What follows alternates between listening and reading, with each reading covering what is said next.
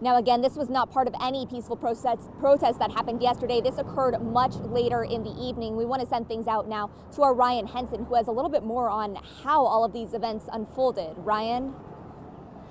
Well, Savannah, when you say much later in the evening, it's about 8:30. That's when police say is the witching hour, when really we see these large peaceful crowds dwindle down to the handful of troublemakers that you just heard the chief talking about right there. But this video, this is 7-Eleven. This is at 17. This is right in front of the police station right here, where protesters went toe to toe with officers.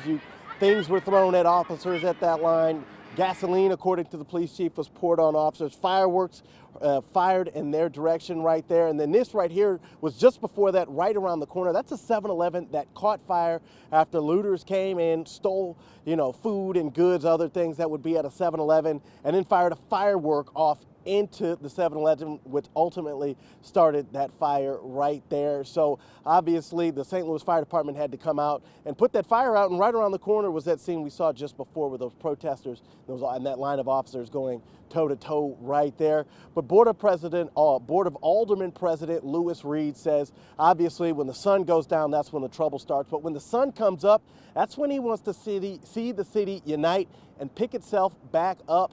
At 9 o'clock at Grand and Cass down here at downtown, there's going to be a group trying to pick up some of the damage and pick up the pieces and clean up a little bit. He says really, if you're in North City, South City, anywhere really, if you see something in your neighborhood that needs to be fixed, a business that might need a little bit of help, go give them a lending hand, because that's what really St. Louis is all about. Reporting live, Ryan Henson, 5 on your side.